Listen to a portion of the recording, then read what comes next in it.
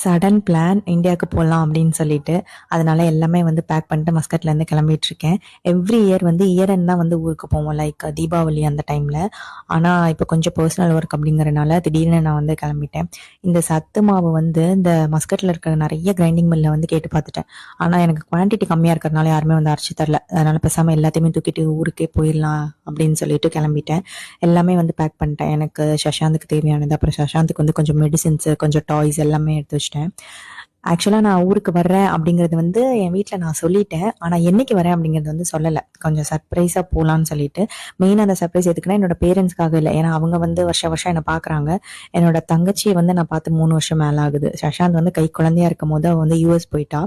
And last year நான் வந்து மஸ்கட்டுக்கு வரும்போது நெக்ஸ்ட் டே அவள் வந்து இந்தியா வந்தா. ஸோ எனக்கு பார்க்க முடியல. அதனால தான் சரி அவள் இன்னுமே இங்கே தான் இருக்கா, இன்னும் யூஎஸ் ரிட்டர்ன் போகல. அதனால தான் அவளை சர்ப்ரைஸ் பண்ணலான்னு தான் வந்து சொல்லலை. என்னைக்கு வரேன்னு சொல்லலை. ஆனால் நான் இந்தியா வர்றேன்னு அவங்களுக்குலாம் வந்து தெரியும்.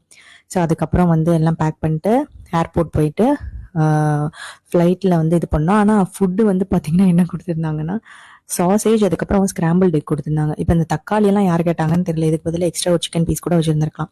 சஷாந்துக்கு நான் அவுட் சைட் ஃபுட் கொடுக்குறது இல்லைங்கிறனால அவனுக்கு வீட்டிலேருந்து கொண்டு வந்த சாப்பாடு கொடுத்துட்டு நான் அதை பார்த்துட்டு இந்த படம்லாம் பார்க்கவே இல்லை, தூங்கிட்டேன். அதுக்கப்புறம் வந்து ட்ரிவாண்ட்ரம் வந்துட்டோம். ஸோ நெக்ஸ்ட் வீடியோவில் நான் சர்ப்ரைஸ் பண்ணனா இல்லையா அப்படிங்கிறத வந்து நான் போஸ்ட் பண்ணுறேன்.